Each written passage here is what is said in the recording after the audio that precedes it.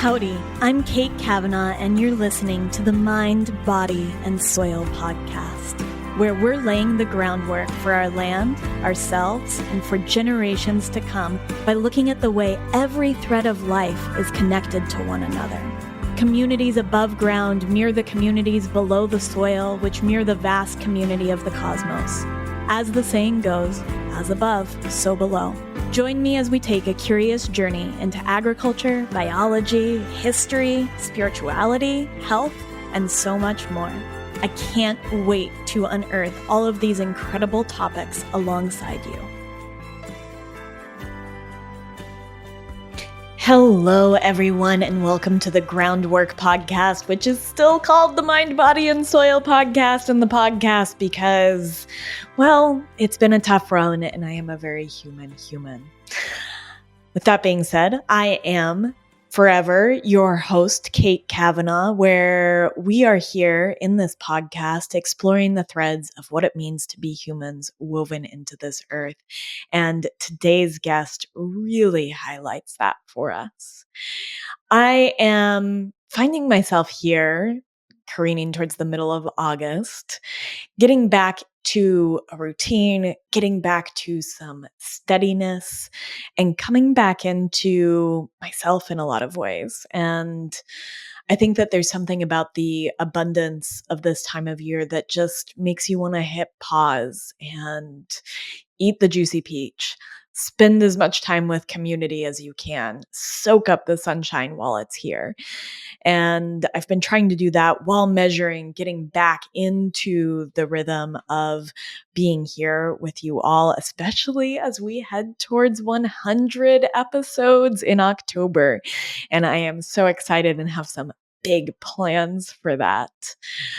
I have developed this thing that I'm trying where I write out and read the intro, and today is no different. And so I'm excited to do that, and I'm just excited to be here with all of you in your ears today. I am so appreciative of your listenership, and it means the world to me that you are here experimenting with me about what it is to be human, whether that's the grace for this podcast to take forever to change its name, the grace I'm trying to have with myself, or just to experience what it is to be woven into this earth, to be embedded, to be enmeshed, and to also be weavers of it, to have these effects on timescales big and small, which is what we're going to explore today with our guest, Marcia Bjornerud.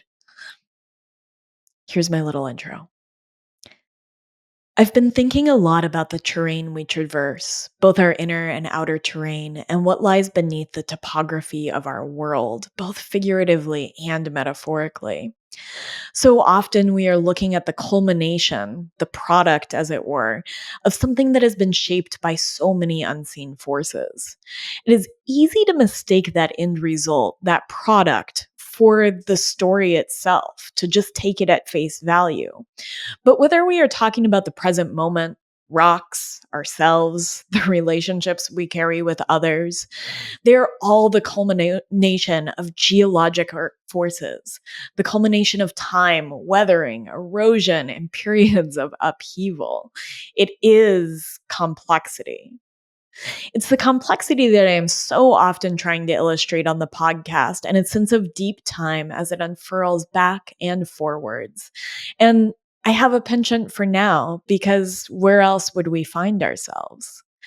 This might seem esoteric, but in other ways, I find it to be positively terrestrial, that we are positively terrestrial.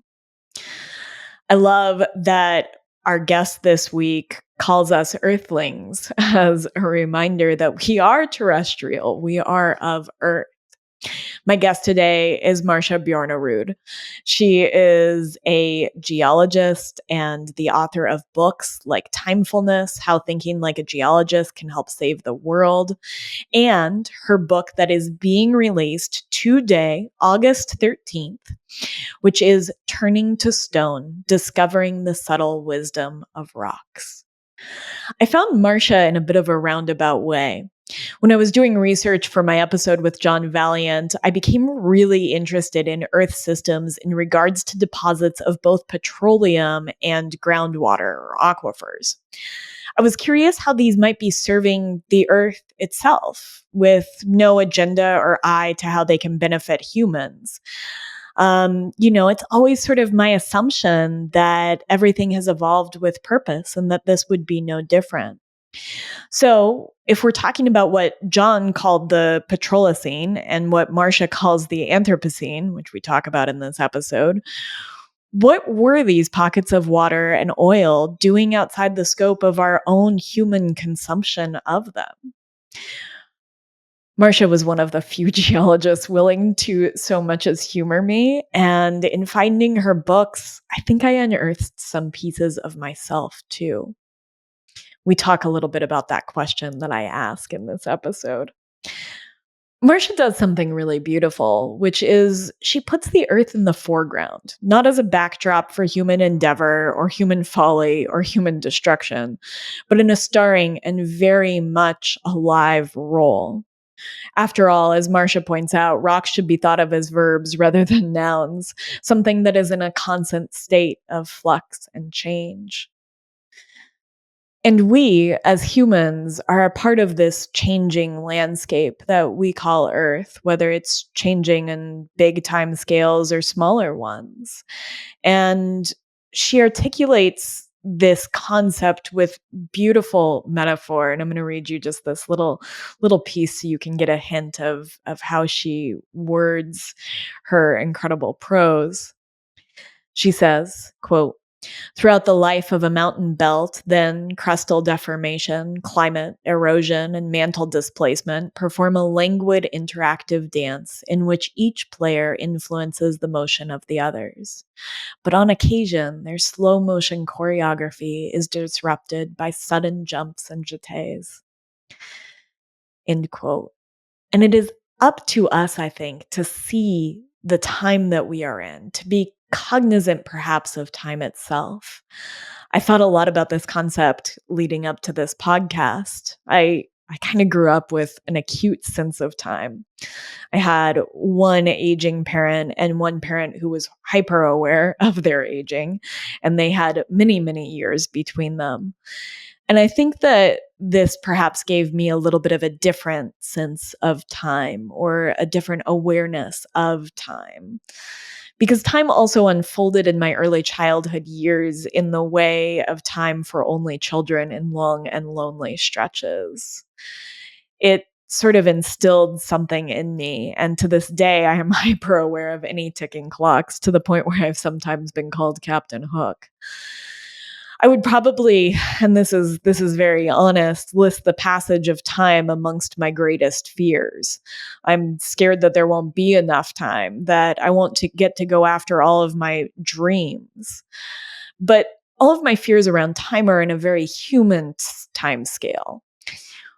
When I zoom out and I find myself, this self that is made of so many other selves, right? So much bacteria and fungi and parasites and different minerals that form my cells. When I think about that and I find myself woven into the landscape, this earth, that fear begins to actually subside. And I think it's through that when I peel back and I can barely, and I mean barely, peek at this other time scale in which I am just borrowed minerals, borrowed rock weathered to flesh, unfolding and unfurling, that I am both woven and weaving.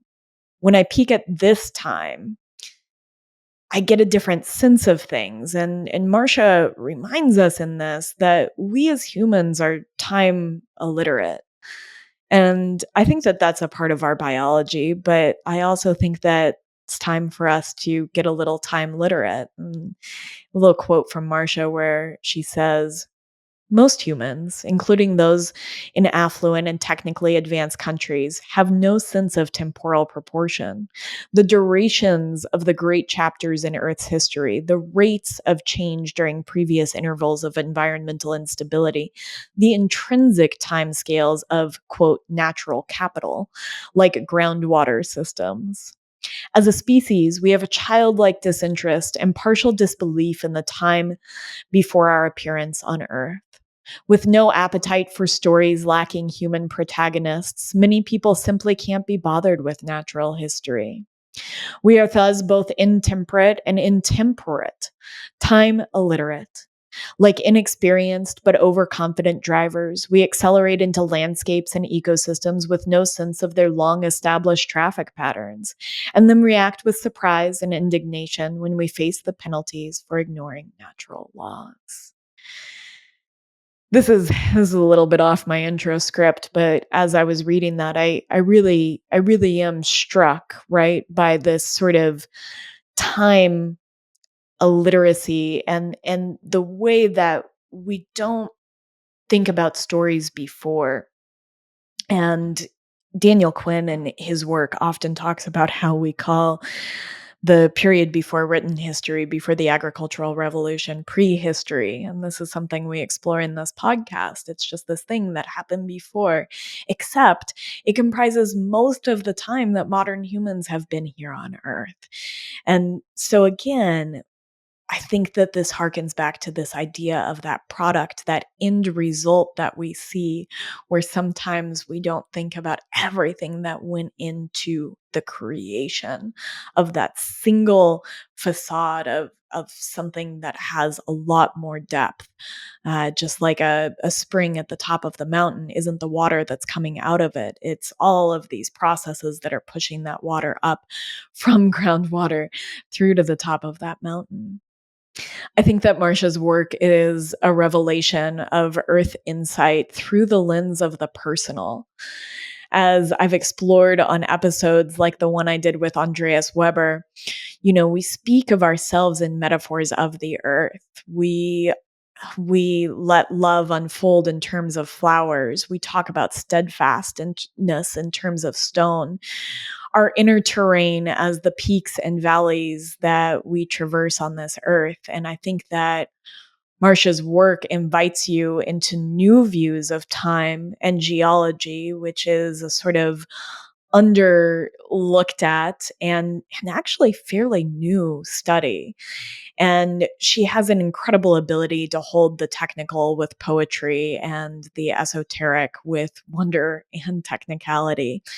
And I just can't wait for you to hear this episode.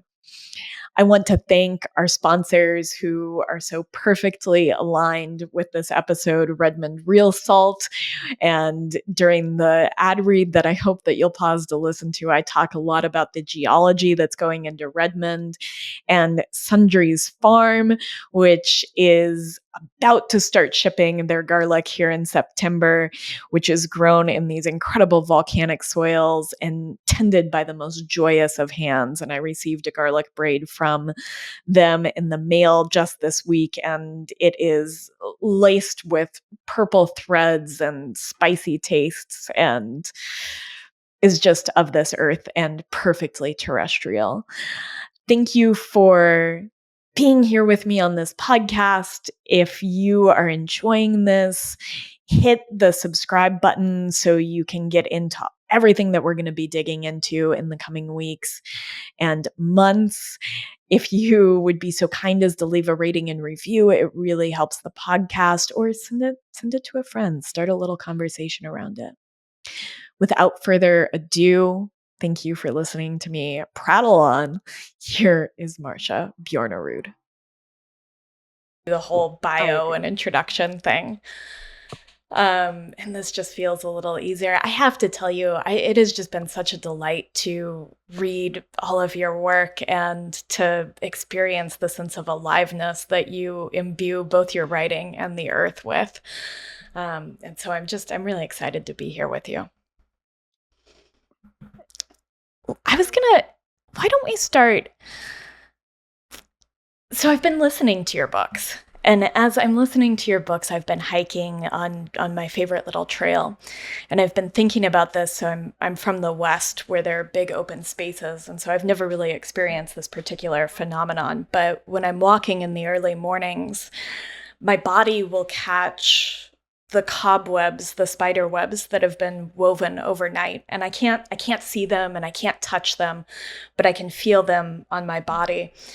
And I've been thinking about how we are woven into this earth, and we are also a part of weaving how it might look in the future. And I was thinking about this in terms of your work and having this sense of embeddedness as I move through the earth, made out of all the minerals and the elements that I feel like I am borrowing from earth in these deep cycles, and feeling a sense of embeddedness. And so I looked up the etymology of embed and found that it has its roots in geologic terms, that it means a fossil set in stone. And so to be in this place.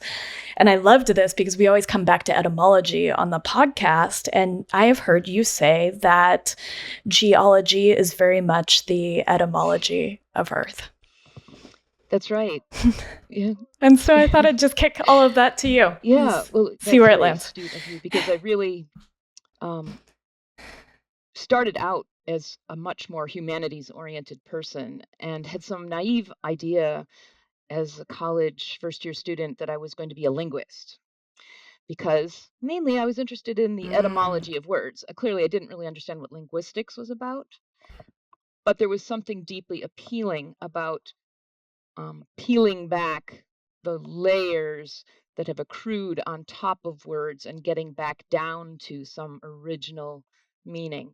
And so when I took my first geology course, primarily simply to fulfill a lab requirement in science, I was astonished. It was like the etymology of everything. It just had such huge explanatory power, and it spoke to that part of my brain that just wanted to understand why things are the way they are.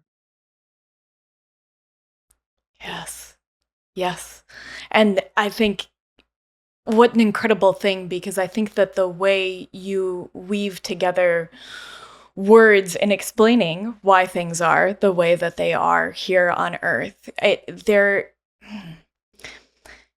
you really bring us into the story of Earth as being in the foreground. And this is something that you've said that I really love, that we often perceive Earth as sort of this backdrop for our human endeavors. But it's so far from the truth, right? And we've talked a lot on this podcast about this sort of false idea that we are separate from nature. But there's this grander sense that we are separate from Earth, and this is just a stage on which we are players, as opposed to it being at this beautiful forefront. And I think that when you use the language of, I picked up on metaphors that pulled from ballet and that pulled from symphonies, that pulled from these things that make us feel a deep sense of aliveness. And in that, you really illuminate the aliveness of Earth. And so I wonder if you might speak a little bit about what it means to put Earth in the foreground and to illuminate its aliveness. So many thoughts come to mind.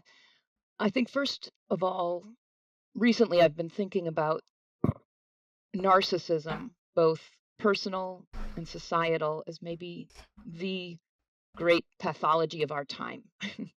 The narcissism of now, thinking that this time is somehow privileged just because it's our time, that it matters more than either the past or the future, as evidenced by our inability to take action for future generations. But also human narcissism more generally, the thought that we are somehow now exempt from the laws of nature because we have technology, not realizing that what we really need is deep cultural change to be able to envision the kinds of futures we'd like. And then, of course, there's personal narcissism, which is becoming just more and more rampant in our society.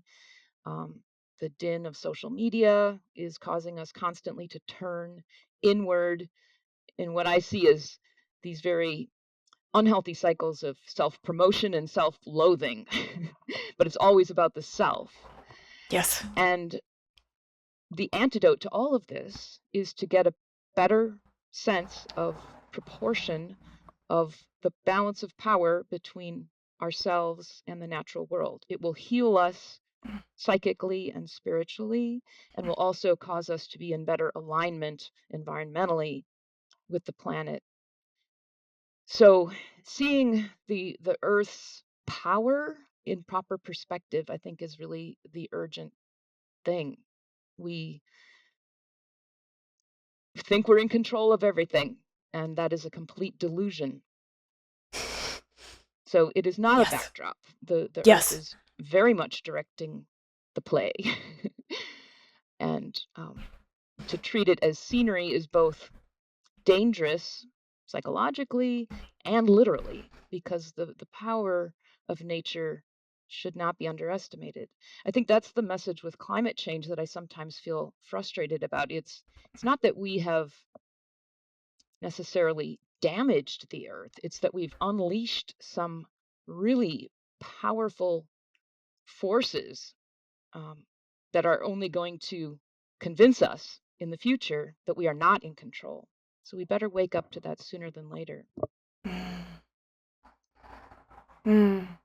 I really love that. And I really love something that occurs a lot on this podcast is sort of how the experience of the individual is reflected in the experience of sort of this collective and this more macro sense of things. And so to have that narcissism being mirrored sort of at our individual level as we go about in this contraption that I don't think does a lot of good.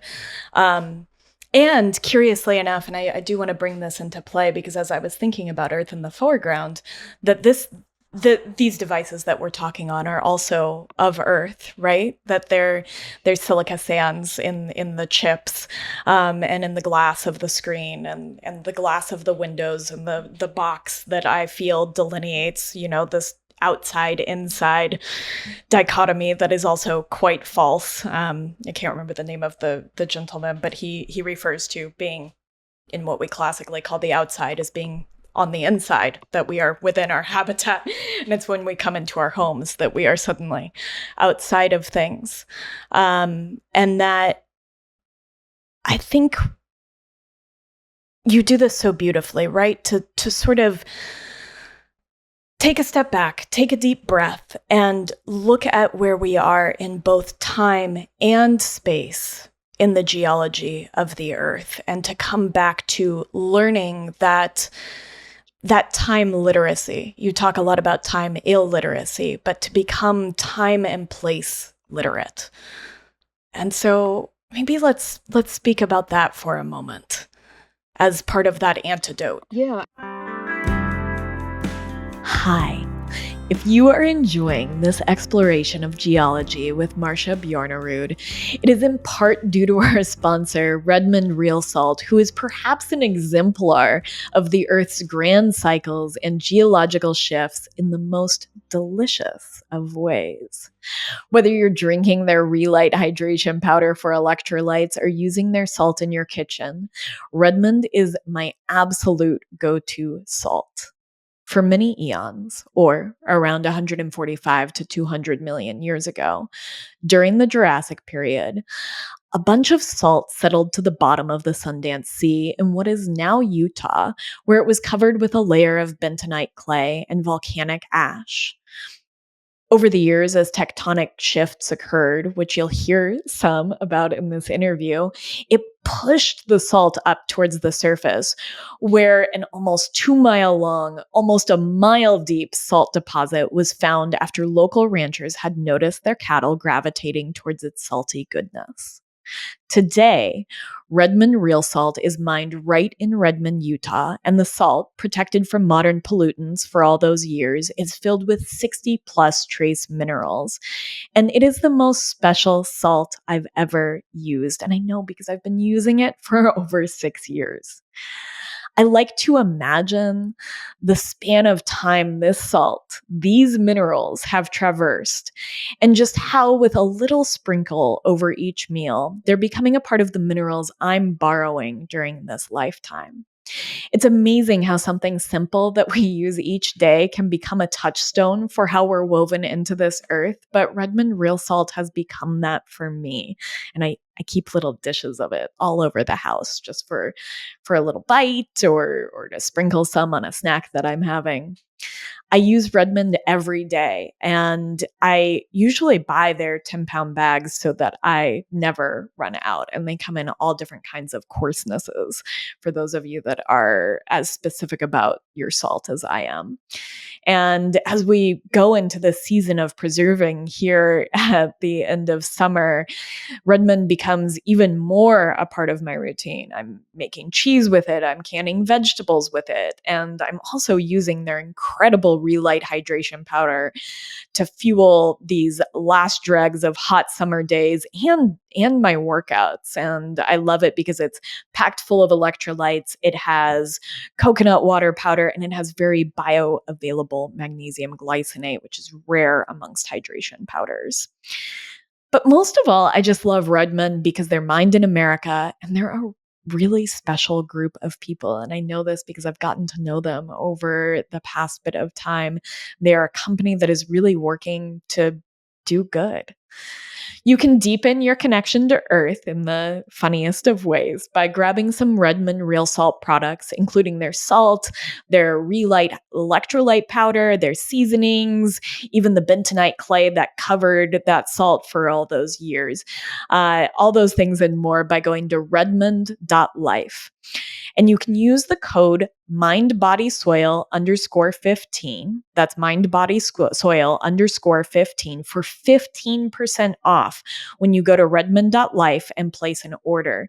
You can also get that just by hitting the link in the show notes. And again, that code is mindbodysoil_15 for 15% off these incredible salty products. Now, back to our interview. Yeah, and I think that's the challenge in learning to think geologically. I'm not just a geologist, I also teach geology. And in more than 30 years of trying to convey to students the geologic habits of mind, I realized that probably the most challenging one is this habit of moving back and forth over great temporal scales as well as spatial ones. But it's the time ones that are hardest because our direct experience of time is circumscribed by human lifetime. And I think some strategies are, first of all, to remember that we too live in geologic time, that there's a continuum. There isn't some bright line between the present and the geologic past, or the present and the future for that matter. We're part of geologic time. There is a vast geologic future that lies ahead. And then the other things that help are to just start developing a kind of order of magnitude sense of the rates of different processes. So, for example, climate changes can happen pretty quickly. Here in Wisconsin, everywhere we look, there's very evident, obvious traces of the glaciers that were here just the other day, 18,000 years ago. But we also have bedrock that's 450 million years old. And to just understand, those are very different chapters in time. The time when our bedrock was laid down was a long time ago, even when the glaciers came. And then we have in the northern part of the state really old rocks, as old as 3 billion years old. And so just getting some sense of temporal proportion and the rates of the processes that have formed and reformed and transformed the earth. Little by little, knowing these stories, it is possible, at least in some metaphorical way to understand those vast expanses of time. Yeah, I mean, I think that's really I don't really think we have the measure of it, right? That this is something that, and we've talked about this a lot. We've kind of looked at various materials. We've looked at wood. We've looked at sand. We've looked at these different pieces, and you can begin to see some time scales emerge. What is the lifetime of a tree, even a particularly old tree? What is the lifetime of a grain of sand, and what is that representative of? And then to go back though, and to better understand that the earth has been in this constant, I think the word that you always come back to is maturation, that it is this continuity of something that is shifting and changing. And a little quote, because I was thinking about, had a guest on the show, and we talked about how the idea of, with human history, which again unfolds over a bigger time scale, right? We often talk about the last 10 to 12,000 years of agriculture. But before that, we just call it prehistory, right? As if it's just this this vast expanse of whatever. It doesn't matter, because it didn't have to do with these machinations of being human that we understand here in this long now, right? And you talk about this so beautifully with the idea of the Precambrian, about this time frame that so much is unfolding for so much of the Earth's history that we just relegate to pre. And you have this really great quote that I want to pull in here, because it speaks to a lot of different things for me. But you say, this peaceful stretch of the Proterozoic eon has come to be known informally among geologists as the boring billions. But this Homer Simpson-inspired designation is unfair and misleading, akin to history books that focus only on war and skip over the much longer intervening periods of peace when, quote, nothing happened. And I think that perhaps because of these huge time scales, one of the ways we view geology are these spaces in which we don't understand that something very profound is happening. And it's happening on the scales of the very small, the microcracy, as you call it, and the way that life is altering the planet, and the planet is altering life. And it happens on these very large scales of the Earth's maturation.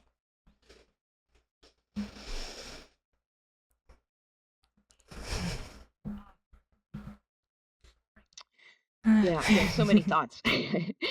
The boring billion, maybe I can start with that one. I do really rail against that, and it's a really nerdy complaint about something that only, I suppose, a handful of people use. But it's a more than a billion years of geologic time in the Precambrian, the Proterozoic, during which there was just remarkable biogeochemical stability. This was prior to the emergence of macroscopic life on Earth. But that's not to say the biosphere was simple. There was a huge diversity of microorganisms that somehow got into kind of a groove for more than a billion years, and the Earth was very stable. And, rather than being boring, to me, that's something that we should really study and understand. What does it take to sustain that kind of equilibrium over those sorts of timescales? Now, it would not have been a very pleasant time for us. The levels of oxygen in the atmosphere were still probably under 1%, but still, it's something to be revered and I guess be inspired by in some strange way. In our society, we don't respect stability. We're all about novelty and the idea that we must progress, and things are inevitably my always progress to where it is it that we think we're going. And while it is true, what is the end point there? And certainly the Earth is in a constant state of change. I'm not advocating for stasis, but there is something to be said for finding some kind of harmonious way of persisting when everything is thriving, but not necessarily growing like the economists insist we must, continue to have economic growth. And then at the same time, we do, even as we talk about progress, we don't respect the process of maturation, as you were talking about. We want to be frozen in our 20s in the way we look or behave. On the one hand, we hustle children prematurely into acting like little adults, but then adults these days seem in a state of arrested development, and we can't make peace with the natural process of becoming something else. So I think we just have lots of hangups about our own experience of time and a lot of ignorance about larger suprahuman timescales. And they're tangled up with all kinds of, political, economic, social, cultural issues. While we're talking about geologic processes, I want to pause and talk about the stunning Hagerman Valley of Idaho, where volcanic soils cradle Sundries Farm garlic, one of this week's amazing sponsors. I just received the most gorgeous, delicious, spicy garlic braid from Sundries Farm with these big, easy to peel cloves, which is my favorite as somebody who's in the kitchen a lot. I think the flavor of this garlic is a testament, and it could only be a testament to the hands and the soils that grew it.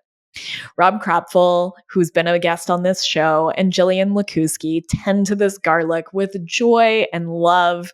They care for the soils through crop rotation and the application of natural fertilizers in just the most incredible way. And they harvest this. It is hand grown and hand tended. The scapes are picked by hand. It is dried by hand and shipped to your doorstep by hand. And there are so many hard and soft neck varietals of this garlic to enjoy, all grown without herbicides or pesticides. And they are certified by the state of Idaho to be white rot free, which is perfect if you're using this as seed garlic. The flavor is out of this world. Except it's perfectly of this world, very terrestrial, as it were. Some varietals are spicy and piquant, others are filled with earth and citrus, and all of them have those big, easy peeling cloves and that spectacular garlic bite. You can find grab bags of hard and soft neck varietals like Music, Chestnut Red, Carpathian, and more. Or you can order up a purple glazer braid, which is currently hanging in my pantry. I can say this with certainty and enthusiasm. There is no garlic like Sundries Farm garlic. You can pre-order yours today with shipping beginning in September. Just go to sundriesfarm.com. That's SUNDRIESFARM.com to pre-order seed and culinary garlic for the year with shipping beginning in September, which is right around the corner. There's no code needed. Just have your hankering for some incredible garlic ready and in action. Now, back to our interview. Yeah, maybe I'll bring in two pieces to this because I think that, one of the things that you're illustrating really beautifully throughout the book is Earth's ability to be both dynamic and to hold some sense of balance. Whether that balance is the boring billion, or whether that balance is this sort of balancing between tectonics and erosive forces that create a sort of, again, it's a dynamic balance, and that is in such stark juxtaposition to our sense of, and you have a beautiful quote here that I'll read a little piece of, our sense of consumerism and our sense of not having, both a time scale, but also needing more and having this sense of what you call chronophobia, right? This fear of time, whether it's in our attitudes towards death, I think towards grief, towards aging, and towards this sort of growth and perpetuity that we have been sold in our current market economy. And you say something that I really love. You say, Conserving natural resources, soil, forests, water, for the nation's future was once considered a patriotic cause, evidence of love of country. But today, consumption and monetization have become strangely mixed up with the idea of citizenship, a concept that now includes corporations. In fact, the word consumer has become more or less a synonym for citizen, and that doesn't really seem to bother anyone. Citizen implies engagement, contribution, give and take. Consumer suggests only taking, as if our sole role is to devour everything in sight.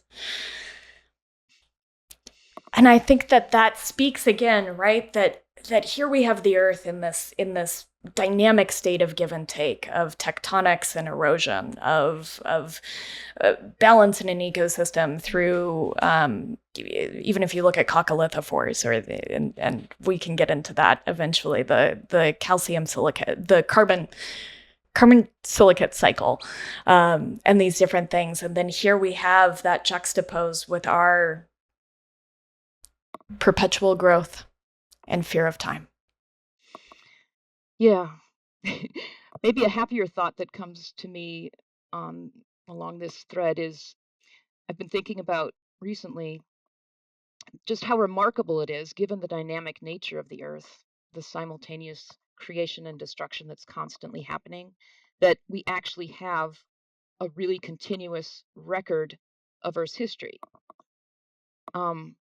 This occurred to me this spring.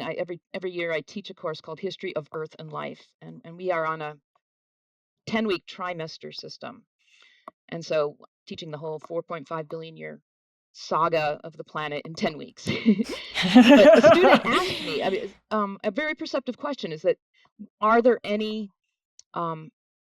big gaps in the geologic record of time? Could there possibly be some period of time in the geologic past that we are missing, or any record? And it is true, we don't actually have a rock record of the first 500 million years of Earth's history. I think of that as the infancy of the Earth. It really does not remember its first 500 million years. But from 4.4 billion years to the present, we do think we have at least some rocks that have something to tell us about time. So it's not every single day in every single year, but there aren't huge chunks of time that we haven't yet sussed out through the rock record. So that started me thinking this thing that it's a paradox that on the one hand, to make rocks, you have to be an active planet. So the moon, for example, hasn't made any new rocks for about 3 billion years because nothing's going on the moon except for meteorite impacts. But on the other hand, if you're a dynamic planet and you're making new rocks, you're necessarily altering or destroying older ones. And so you could imagine a planet that is creating new rocks but destroying old ones at the equal rate, and so then you never have a net accumulation of any records. Yeah. So somehow Earth, being this very dynamic planet with tectonics and an atmosphere and a hydrosphere and many ways of destroying rocks, has always set aside some archive since 4 billion years ago. And that Wow. I mean, you could say in some way it almost wants that record to be read. Yes. And there's even a more nerdy variant on this that I could go into. Please do. Okay, so here it is.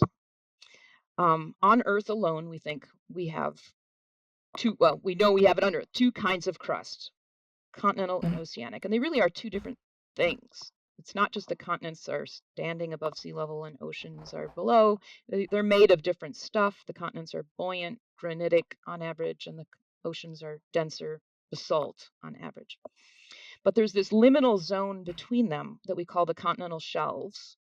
So like off the coast of the Carolinas today, the fringes of the continents, those are continental in the sense that they're made of the stuff of the continents, but they're marine in that they're below sea level.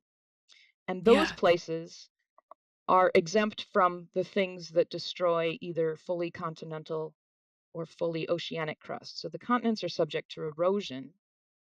Sure. But being below sea level, the continental shelves are really not. They're the receptacles of most of the sediment that is coming off the land. But they're also not susceptible to the thing that destroys ocean crust, which is subduction, the recycling of ocean crust back into the mantle. They can't be subducted because granitic, they're too buoyant. And so they're neither and both, continental and oceanic, and they're the primary archives of everything we know, especially about macroscopic life forms. They're the place where most of the fossils that record the history of life over the last 500 million years accumulated, and even more remarkably, every once in a while, continents collide and those continental shelf sediments get shoved up onto land in mountains like the Rockies, where we can look at them. Wow. So again, it's a very Rube Goldbergian system of archiving and then making those archives accessible. And it's quite improbable in some ways that, yeah, you'd think that with all this activity going on, the net effect would be destruction, but always something saved. There's some record kept. It's not super Wow. systematic, but on average, we have a pretty good continuous chronicle of the planet's story. I mean, I'm a little speechless, and we're gonna start there. I'm a little speechless. I think that's incredible. I couldn't help, and I have to tell you, I'm a little bit more ecologically literate than I am geologically literate, and I couldn't help but think about ecotones, about those spaces in between two ecological forces and where life really thrives. And in some ways, it sounds. It has a similarity to that feels familiar. Absolutely. I mean, I think it's because these are the places where there are gradients. Some variable is changing over a short distance, and those are usually the places of high energy or nutrient availability or something like that. So I think that that's actually a very astute parallel. Yeah. I mean, what an incredible thing that this is being preserved in the geologic record, and how paradoxically, because I was really struck in your writing by I think there are a lot of paradoxes here. I made a list of all the paradoxes I found as I read about them because I couldn't help myself. But that there is this sort of paradoxical aspect of rock or stone, and I do want to highlight that you talk about rock as a verb and how important it is, and that it's anything but inert, and that each type of rock and all of these different pieces have functions within the earth. They aren't just this static thing again. But I kept coming back to that, right? That you have this paradox of how we think about rock linguistically as being something that's static. Even within the metaphors that we use, if you say that a person is your rock, right, it means that they are always this touchstone. But rocks are actually something that are dynamic and that do have this function within Earth. And I thought about that, and I also thought about the idea of time and how much there is this sort of dilation and contraction of time as you look at geology. And I think that climate change in particular is this sort of accelerating of something that is normally happening on a long scale. And so there's this acceleration. And so I think that there are a lot of paradoxes to tease out within this, and I love any place there's paradox, there's really beautiful tension to me. And why don't we start with this purpose of that rocks are not static, that they have function. And I think within that, I might tease out a little bit about the carbon silicate cycle, especially because we've come back to coccolithophores a lot lately. And just the incredibleness that is limestone. Yeah, it's just like always coming back to coccolithophores. But yeah, just that this isn't a static thing. This isn't the way that we've linguistically couched it. Right. I mean, to start, rocks, as we've just suggested, don't just exist. They come into being through some active process. So just the fact they're around is a record of something dynamic going on. But then throughout their lifespans, which can be quite long, they find themselves in all kinds of different environments. So here in Wisconsin, we no longer have topographic mountains, but we've had at least, let's think, 2 significant mountain ranges in the geologic past whose deeply eroded roots are now visible to us. And we can see beautiful schists, which must have started life as mudstones at the surface, then got incorporated into the guts of a mountain belt and metamorphosed and deformed, and then gradually were exhumed again by erosion back to the surface. And so those rocks have responded each time they found themselves in a new environment, recrystallized, hydrated, dehydrated, in some ways interacted quite responsively to the new settings they found themselves. They reinvented themselves and they came back to the surface in quite a new form than they went down. So, I mean, in that sense, to me, especially as a structural geologist, I study mountain building and tectonic processes. I can say without any metaphor that rocks are animate. They're moving around. They're changing their shape. Yeah. And I could stretch that a little bit and say that they're responsive in the sense that they are responding chemically and physically to new environments, and even sentient, if we want to call that sort of responsiveness something like being able to sense things.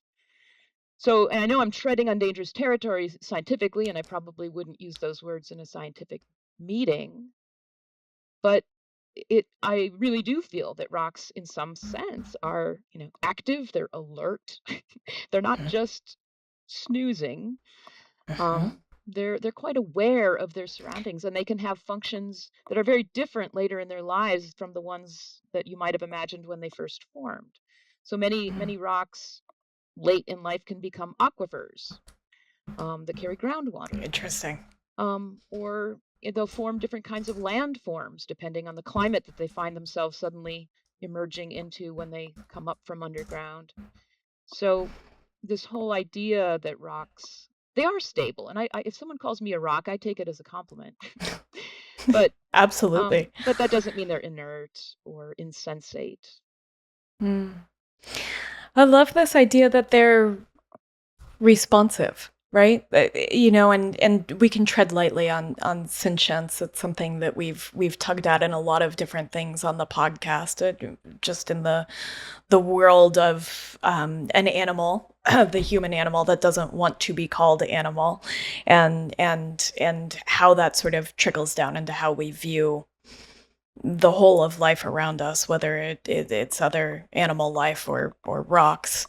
But this sense of sort of participating in the environment, that they're being a verb, and that participation and sensorial quality and evolution,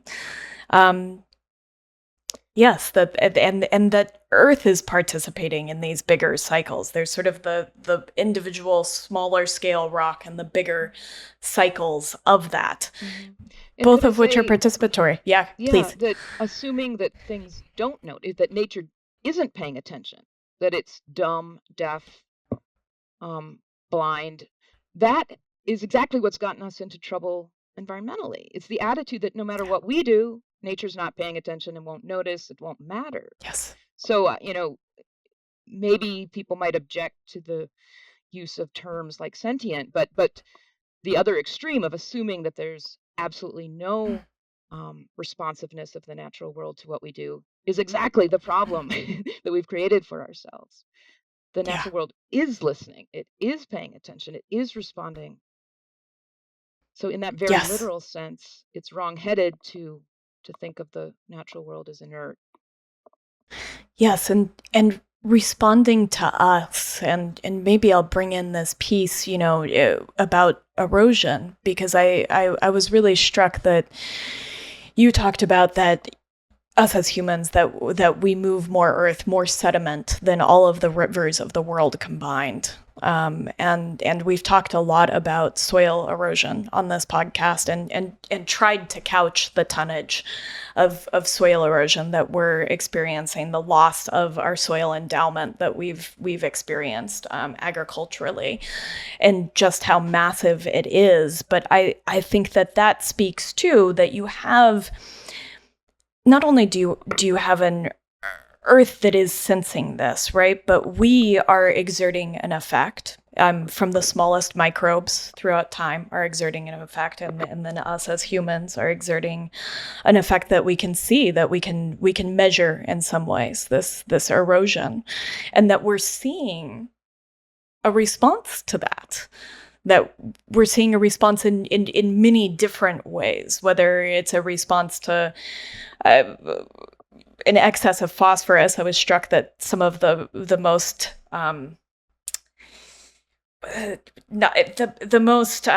you talk about how life, when life is frugal with phosphorus, you have a little bit more of a longer period of that sort of boring billions that you talk about.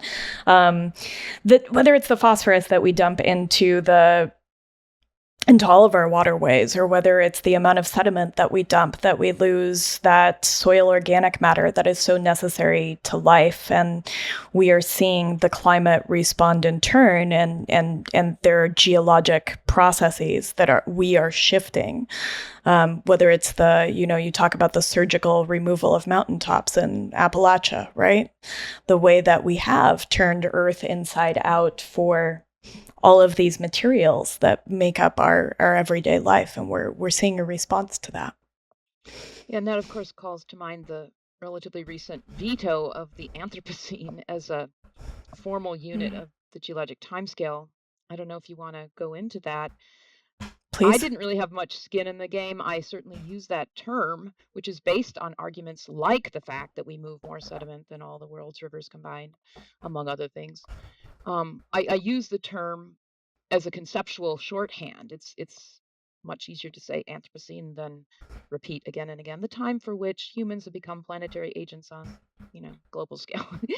And so I think most geologists like me had almost felt like, the Anthropocene is here, it's already displaced the Holocene, and that the vote would be kind of just a rubber stamp. And it was blindsiding, actually, that this subcommittee of the International Commission on Stratigraphy, I call them the Parliament of Time, vetoed the Anthropocene. And in part, the decision was kind of technical. There were people on the committee that I guess didn't agree with the very specific definition when the Anthropocene was supposed to have begun, like between 1950 and 1954, and the place that was going to be the formal physical archive of when the Anthropocene began, a lake in Ontario.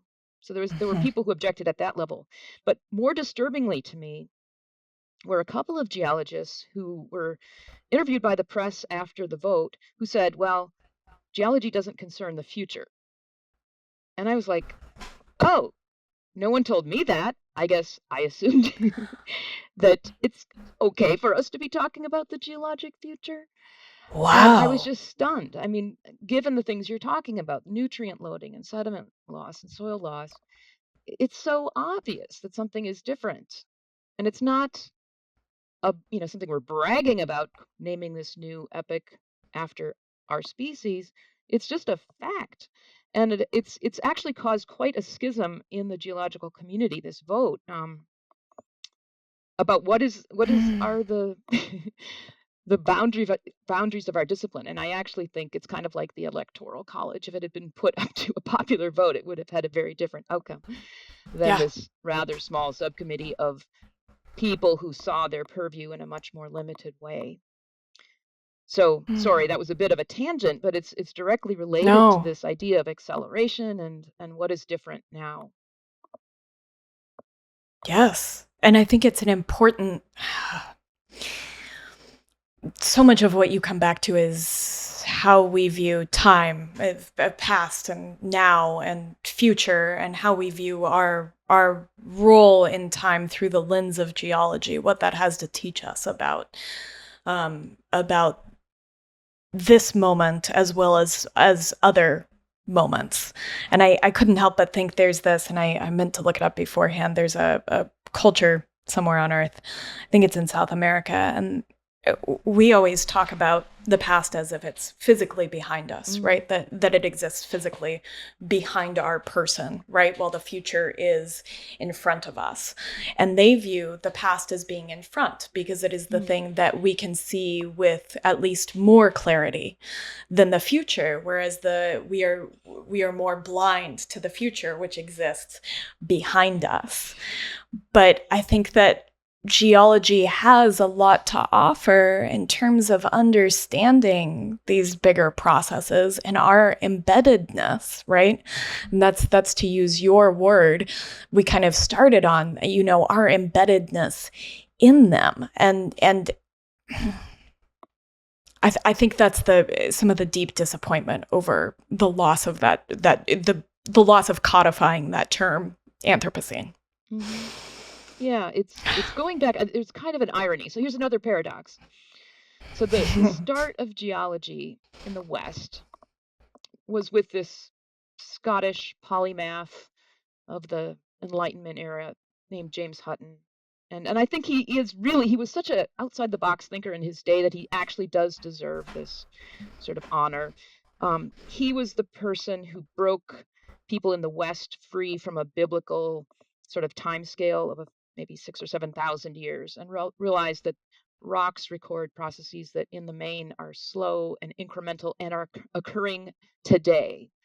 So prior to about the 1790s, when he was around, people ascribed most geologic landscapes, like the Grand Canyon or most rocks around the world, to Noah's flood and other biblical cataclysms. Right. Okay. And so there was this idea in those times that there was this bright line separating the geologic past from the present, that the rules of the past were the past. That was those biblical times, and God was trying to prove things to people by sending these terrible cataclysms. What Hutton showed is no, there is no bright line separating us from the past. The rocks in Scotland that he famously kind of discovered deep time with, in his mind, just represented slow incremental change over time. And so that gave us this powerful mind worldview that we still use in geology today. Of course, cataclysms do happen, but in the main, most things are the product of long periods of time. So the rejection of the Anthropocene to me is like this retrograde return to the pre-modern way of thinking, that there's a bright line between, in this case, the geologic past and the future by saying we don't do the geologic future in geology. It's wrong-headed. It's exactly anti-Huttonian. And so, there's this irony that I think the people who said that were thinking they were kind of purists. They were preserving the methodology of geology. We can only look at the rock record of the past. We don't know anything about the future. But in fact, they were violating one of the fundamental principles of the discipline, that there is a continuum. So yeah, you're right. There's always something interesting when you see these contradictions. Yeah. Well, and I think, even the language that you're using really stands out to me, that you keep coming back to this bright line, these hard delineations. But what we've been talking about thus far is this sense of continuity, right? That we are, and I think about this a lot, we are continuous with our environment, right? And creating some feedback loops, right? The oxygen that I take in was formerly plant tissues. When I eat food, minerals that have been cycling through time, through worm bodies, through rocks, become a part of this borrowed meat suit, and then return when my death occurs and all of my tissues get broken back down again. And so there is this sense of continuity. And again, I mean, even in that coastline, right, that continental shelf and the activities of the ocean, that is where you are finding that sense of continuity, that it's not just this hard line of shifting, but it is this dynamic place of aliveness that records the record. And so that I think that in modernity, we create an illusion of a lot of straight lines, a lot of hard delineations, when really there is just continuity. Absolutely. And this spring, I went to a conference where Robert Hazen, I don't know if he's someone you've Mm-mm. spoken with or read, he's a Mm-mm. mineralogist at the Carnegie Institution and also a very prolific author of books about, well, Earth history, but also origin of life things. But mineralogy is probably the neatest and tidiest subdiscipline within the geosciences. It's closest to chemistry. There are well-defined minerals that have crystal forms and chemical formula, and mineralogists, I would say, in the past have prided themselves on having these distinct boundaries. That this is calcite, this is quartz, and when the rest of us geologists deal with really messy things that have kind of fluid, indistinct boundaries. But Hazen has, I think, really revolutionized the way people are thinking about minerals.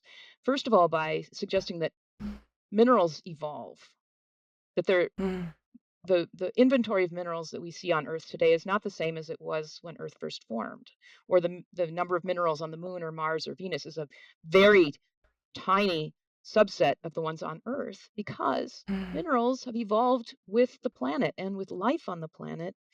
And by his reckoning, probably, in a kind of expansive way, about 40% of the mineral species on Earth only exist because life is here.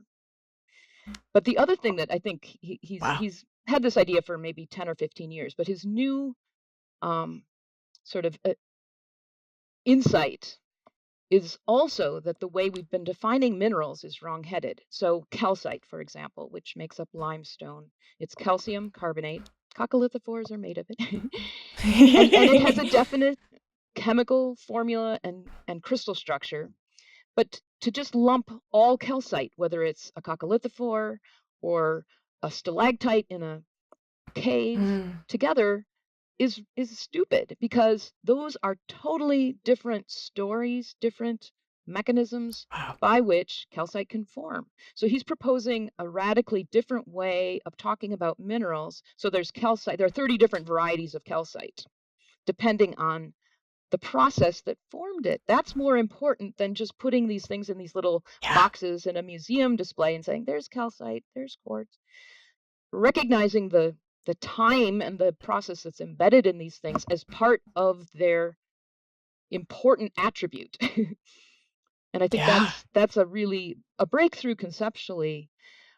So many of these disciplines are just kind of inherited from the 19th century, when we didn't have the conceptual paradigms to really understand what they signified. And there's a place for taxonomy, but it can become, I think, a blinding kind of blinkering thing when the names for things become more real than the things themselves. Yes. Yes, absolutely. And I think that when that happens, it can create a sort of adherence to orthodoxy Absolutely. Yeah. that that doesn't allow for our own dynamism within our thought processes for how some of this unfolds. Yeah. I mean, things become problematic if they don't fit our categories, and we tend to like, oh, that's an exception. I don't want to think about that too much. Yeah, when the whole idea, at least, for me in a somewhat lay citizen view of science, is the whole point is that it's something that is dynamic and that is sort of in shift in this same way. And I'm really struck by that, right? That the process is as important as the product. And I think that we are a very product end focused culture. But when we look back at the process, that's when we really see so much, I think, of the nuance, of the beauty, of the complexity of something. And yeah, and I think even empathy emerges from it when you understand its journey in some strange way. Yes. It's not just a thing. It's a history. Yeah. Yes. Oh, I really love that. That's where empathy comes in, is in in process.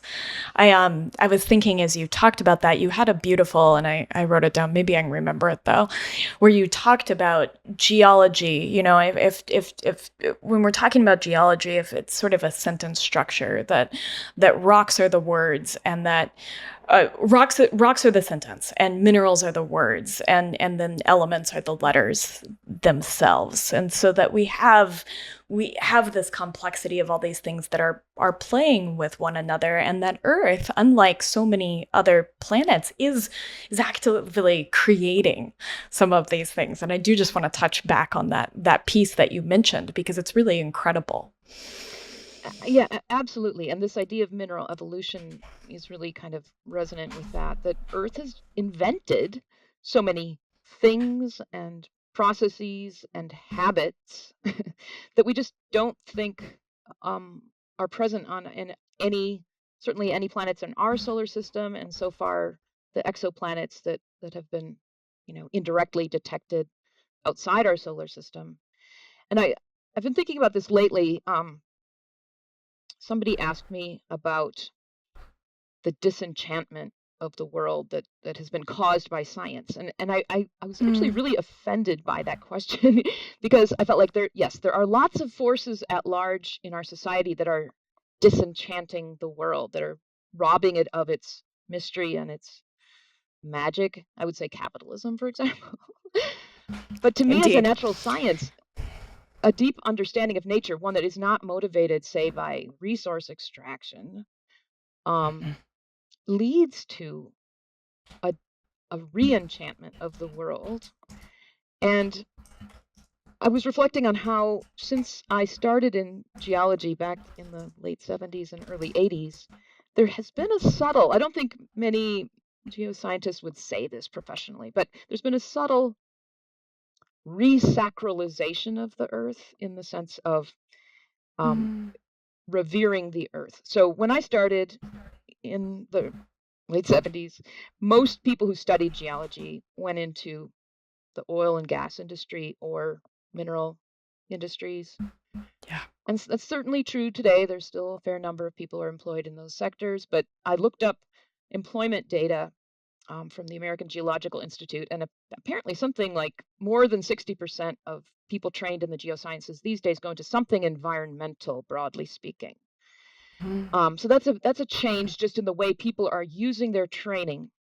But a Yeah. subtler change has been in the discourse that you can see in, for example, textbooks, which I always think are interesting, kind of like collective psychological Yeah. Sort of litmus tests. barometers. Yeah, what's Yeah. going on?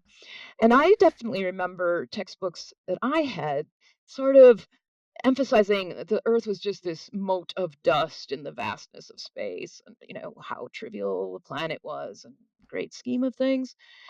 And I don't see that anymore. And I mean, it always bothered me. It's like, this is where we Yeah. live. I think it's pretty nice. But more and more, as we do understand other planets in this solar system and beyond, we are realizing this is really an unusual place. It's an amazingly resilient, even wise planet that has somehow kept itself Yes. going and resurfacing itself and rejuvenated itself over and over again for immensely long periods of time. And we can't find anybody else out there doing the same thing. And so it's really a good thing. Again, people would not use the word resacralization, but there's been a new reverence for how creative the earth is.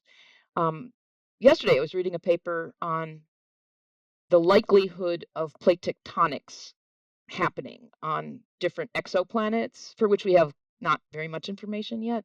So there are a lot of big assumptions people are making. This is a fairly technical paper in geophysics, but underneath it all is this sense of awe that Earth somehow got into this habit. We're not sure exactly Yes. when plate tectonics started, but has been doing this, and it really is a critical part of maintaining a habitable surface environment. And we think Yeah. it takes a really weird combination of a lot of different factors for a rocky planet to develop that habit.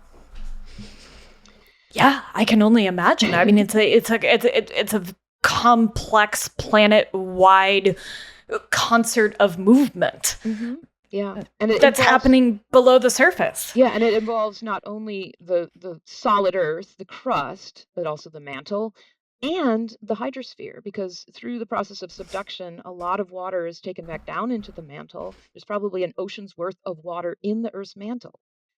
And if that weren't the case, then the whole process that drives plate tectonics, which is mantle convection, wouldn't continue to happen because the water lowers the viscosity of the mantle and keeps it churning away. So it's just this kind of amazing combination. And, I'm not saying that that means somehow God is out there, but it does mean that we live on an extremely exceptional planet. And the only reason we're here is because of all of those fluky things that came together and have, even more remarkably, continued to foster relative stability.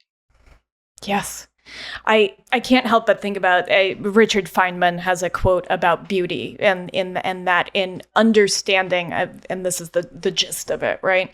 In that understanding a sense of process makes things not less beautiful, but more beautiful, right? That to understand that process and to go back to something you said, to perhaps gain a sense of empathy, to gain a sense of knowledge of that history, that it becomes more sacred, that it re-sacralizes what you had, and I think creates a deeper sense of enchantment. And go ahead, because I have a little piece I want to, but if you have anything there, I want to hear it. Yeah, I mean, I'm sure you've heard of Richard Dawkins. One of his books, I think, was called Unweaving the Rainbow, which I just really hate that metaphor, and just plays into public distaste for science, because Feynman, he was a problematic person, but I agree with him in this case that absolutely the understanding only makes you more reverent. It doesn't just say, oh, that's all that is. It makes it even more mysterious. So yeah, I wish, and I try to give people entry points into some of these rather technical ideas, because I think it does really provide, it enhances your sense of who you are as an earthling to understand these things. I'm glad you brought that word into it too, because it's something that I see you repeat throughout your work, and it is a reminder that we are earthlings, that we are of this place that is Earth. As we were speaking about that, I did actually want to ask you face to face, the reason I found you for a very specific reason. And we had emailed a little bit about this, but I was doing a lot of reading and a lot of work at looking at both groundwater and petroleum in preparation for a podcast, and had started to have this question of, and I think this gets at something we've been talking about, that we often just see the end product, right? We see that here is water, here is petroleum or hydrocarbons that we can now light on fire to fuel our human endeavors here. And that I wanted to better understand what role they played, independent of human desire for them, inside the Earth's crust as part of the Earth's living system. And was trying to find a geologist that would even sort of entertain this idea. And I found you, and I found your book Timefulness, and felt that you would come to this. And so we've kind of come to this idea, right, that rocks can have a lifespan where they start as one thing and then they become an underground aquifer, and the idea of the sort of the life process of limestone, and so I want to come back to this question kind of on air, that there are these, we just talked about the ocean, that there is an ocean's worth of water inside of Earth as part of this incredible tectonic system that is on no other planet that we know of. And so I'd love to just touch on that, because it's something I've been thinking a lot about. As you should. I mean, there is almost no place on Earth where we can look where there is absolutely no water. There was this ridiculous late Cold War competition between the NATO countries and the USSR to drill the deepest drill hole in the world.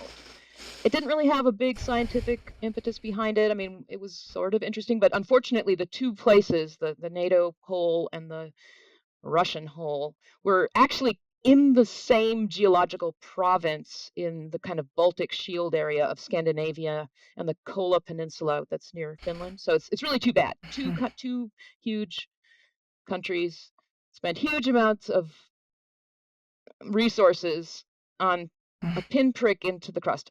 Anyway, the connection with water is that both of these finally just became so expensive because, can you imagine, they both got down to about 13 kilometers. So that would be like, what, maybe 7 miles or something. And it just was so expensive. The drill bits started softening because the rocks were hot, and just to take 13 kilometers of drill line out and change the bit and put it back down. It was just absurd. But in both cases, one of the few scientific things that came out of it is they still were encountering water at immense depths. So water is so ubiquitous on Earth in different forms. At that point, it's not water as we would know it. It's water in like some supercritical form, but it's bound up chemically in the lattices of minerals. It's held in pore spaces. It's just everywhere.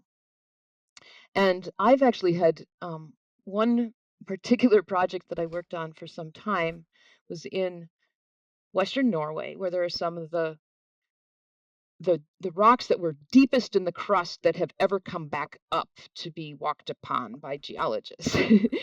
And these particular rocks were some of the only cases where we could say that they had been so dried out that they really, for a time anyway, didn't have any water in them, and they were very peculiar. So it's kind of a specific story, but it underscores this idea. So maybe I'll go ahead. No, please keep going. I'm riveted. So in Western Norway, the mountains in Norway record really two distinct episodes of mountain building. One happened about 1 billion years ago, forming a great Himalaya-like mountain belt that includes what is today the Blue Ridge and the Adirondack Mountains in New York and the bedrock of like Labrador in Canada. So we call that mountain range the Grenville Range. So the rocks I was studying in Norway during this Grenville time had been pushed down into the interior of a mountain belt and heated to very high temperatures and became a particular type of metamorphic rock called granulite that really has no water in it, just really dehydrated. There's nothing like micas or anything that would have water bound up in the lattice even. It's very dehydrated rock, more like moon rocks almost. But then 500 million years later, the ocean is opened and then an ocean is closed. Pangea forms, the Appalachian Caledonian mountain belt forms, and these rocks are caught up in a second mountain belt episode. And these very dry rocks find themselves shoved even deeper down into the guts of this second mountain belt. And they really should, because they're really deep, they should convert to a really dense rock called eclogite. But they didn't. They were down at those depths. And then apparently one day, because it really was a sudden thing, some earthquakes happened, at least one big one, maybe several. And there are ways we can tell a fault that's had an earthquake on it from frictional melting. And that single earthquake, or maybe a couple of big earthquakes, broke open that really, really dry rock, allowed water to come in, and only very locally did this rock then convert to eclogite. But then much of the rest of it still remained this metastable, super dry rock called granulite. And to me, that studying those rocks and understanding what they were saying was eye-opening. It underscored how absolutely different the whole function of the planet would be without water. We wouldn't have rocks re-equilibrating to their new settings deep in mountain belts if water weren't present. It's the water that allows ions to move around and for recrystallization to happen. It's not a guaranteed thing. And it's only in these really exceptional places where we see the centrality of water doing many different things that we realize, ooh, it's got to be there, or everything would be different. And just the last thing, this rock eclogite, in this case, it has a rather arcane origin. But eclogite is really the thing that drives the plate tectonic system.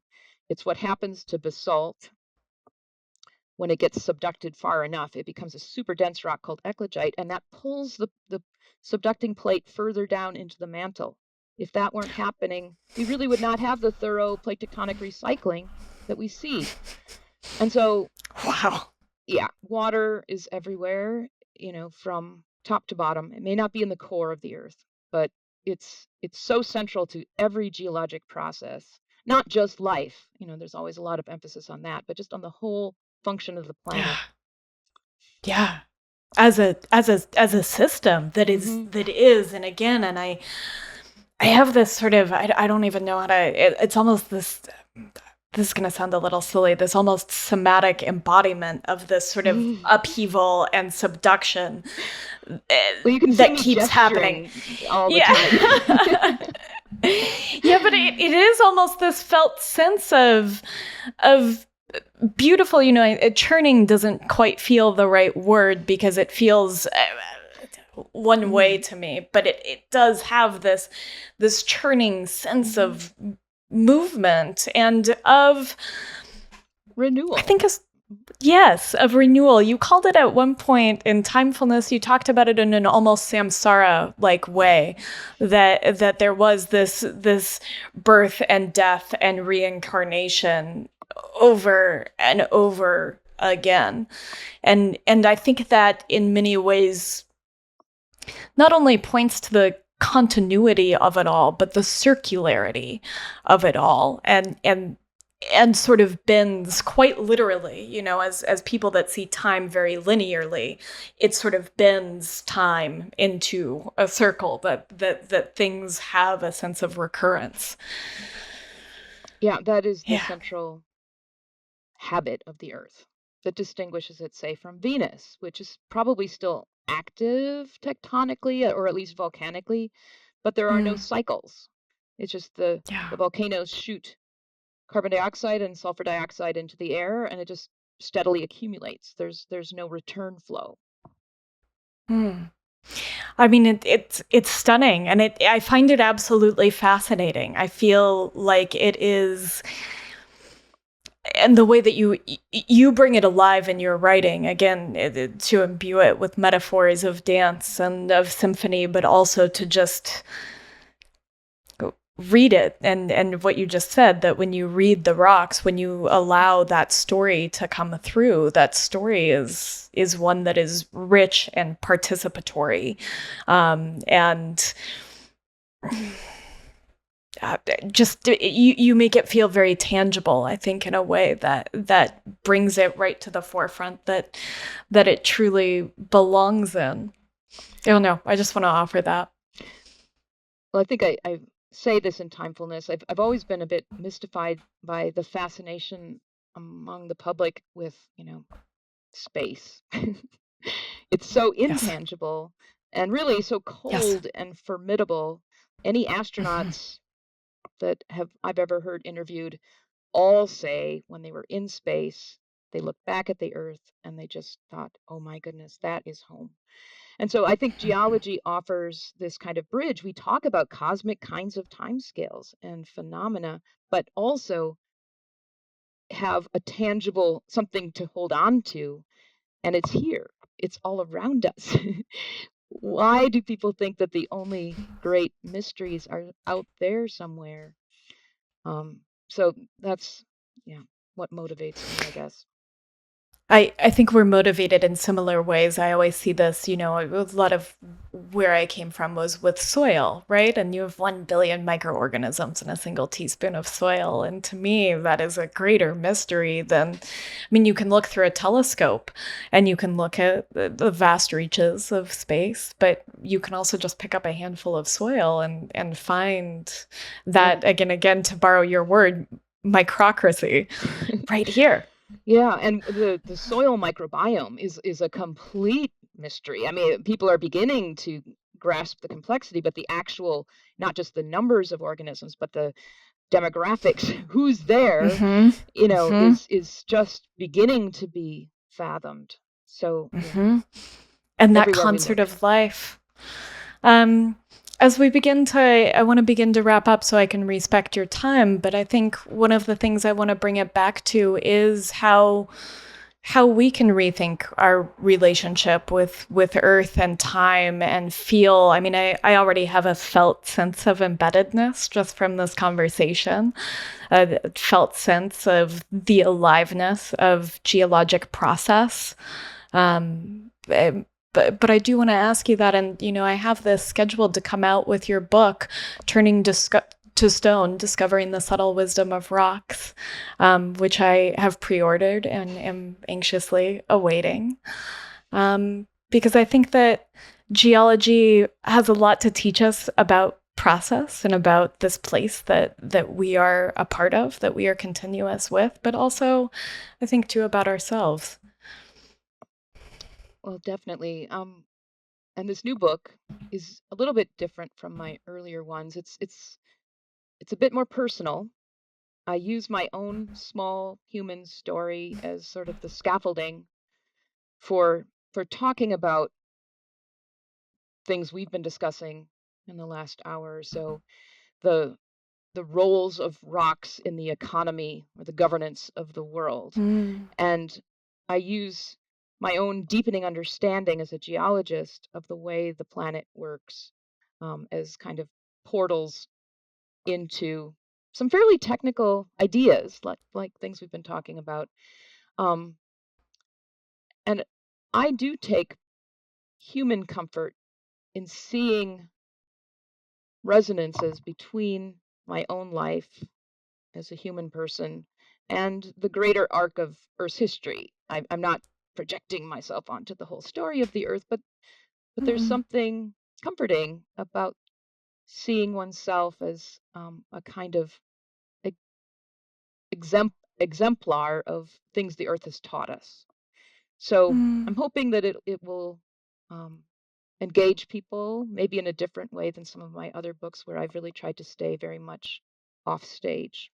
It was challenging for me to write because I'm a fairly private person, and it's not there's no revealing details that are going to be particularly um, riveting, but it's just trying to show how rocks are protagonists in our lives, whether we think about them or not. They are actually very active, Yeah. and certainly in my life, I've spent a lot of my waking hours in their company.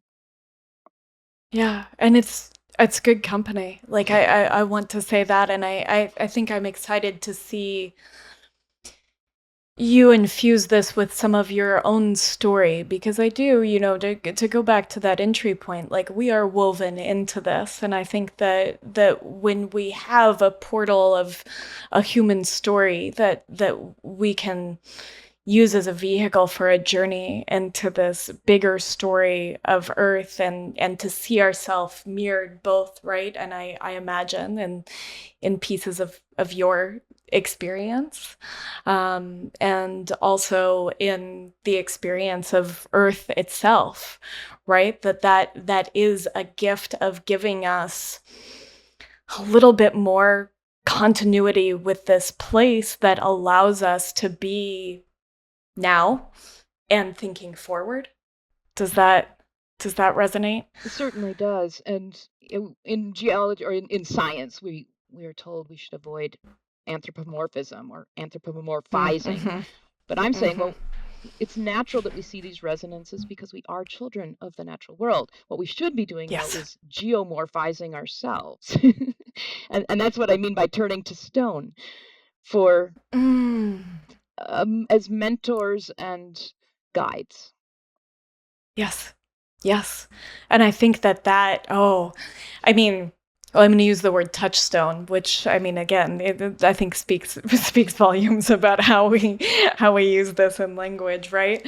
And one thing I come back to a lot on the podcast is how many mentors and guides I have had outside of my own human vessel. I raise goats, and I learn an incredible an incredible amount from my goats, and they are incredible mentors and guides and elders, and they teach me far more than I could ever fathom. But I've had this pleasure of listening, mostly listening to your books and listening to you on podcasts and some of the talks you've given, and I'm in the sort of the foothills of the Adirondacks, in between the Green Mountains and in sort of slate country, and thinking a great deal about the rocks as my feet touch them, and as I look at them, and as I imagine, from a soil perspective, earthworms grinding them down and becoming plant tissues, becoming my tissues. And so I'm really excited to tap into that perspective of what it might mean to turn to stone and to look at that. Yeah. Well, thanks, Kate. This has been a Marcia, wonderful conversation. It really has been. And I'm so appreciative of your work. I'm so appreciative of the time you took to answer my question via email. And I'm so excited to point people at all of your books and at Turning to Stone. And we'll have links for all of that in the show notes. Is there anywhere else that people might find you that you want them to know? Actually, I'm really not on social media, but it seems like people find me through my university presence. Yes, I think, and the better that you're not. I think in many ways. Thank you. Too many other things to do. Yeah. Yes, which is good. We want you doing those things and writing beautiful books, and leave it to some of us to help people find them. Thank you very much. I really appreciate this. Thank you so much for listening to this episode of the Mind, Body, and Soil podcast. If what you found resonated with you, may I ask that you share it with your friends or leave us a rating and review wherever you listen to podcasts? This act of reciprocity helps others find Mind, Body, and Soil. If you're looking for more, you can find us at groundworkcollective.com and at Kate_Kavanaugh, that's KATE_KAVANAUGH on Instagram. I would like to give a very special thank you to China and Seth Kent of the band All Right, All Right for the clips from their beautiful song Over the Edge from their album The Crucible. You can find them at All Right, All Right on Instagram and wherever you listen to music.